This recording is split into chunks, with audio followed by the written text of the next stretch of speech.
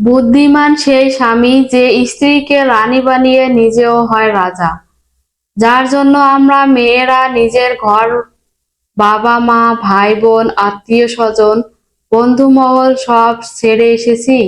সেই মানুষটার নাম স্বামী।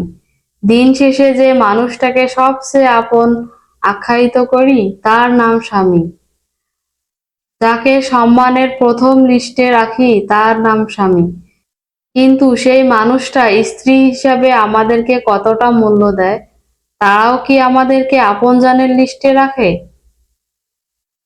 তারাও কি আমাদের সম্মান সবার উপরে রাখে? এই প্রশ্নগুলো কেন মনে আসে জানেন? যখন আমরা স্বামীর জন্য নিজের সাধ্যের বাইরে গিয়ে সবটা উজাড় করে দেই, তবুও স্বামী তার ব্যবহারে বুঝিয়ে দেয় সে আমাদের আপন নয়, আমরা তার জীবনে গুরুত্বপূর্ণ নই। তখন আমরা ভাবতে বাধ্য হই আমাদের জায়গাটা কোথায় স্বামীর জীবনে। যার কথা ভেবে, যার মন রাখতে আমরা আমাদের শখগুলো মেরে ফেলি, সেই মানুষটা ভাবে আমাদের জীবনে কোনো ভিত্তি নেই।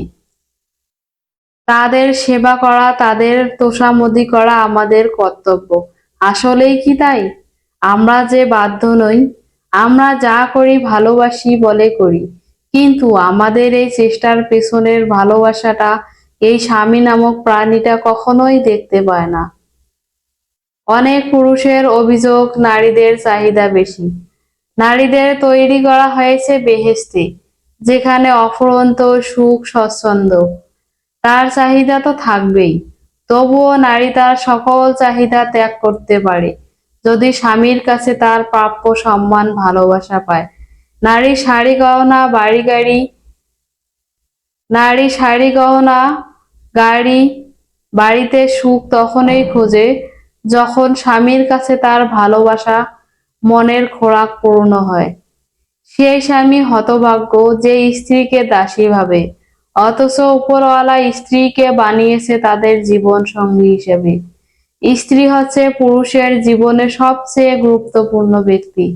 বুদ্ধিমান স্বামী স্ত্রীকে রানী বানিয়ে নিজেও রাজা হয়। সবাই ভালো থাকবেন, সুস্থ থাকবেন, সবার সুস্থতা কামনা করি। আমার ভিডিওটি ভালো লাগলে প্লিজ লাইক, কমেন্ট, শেয়ার করে পাশে থাকবেন।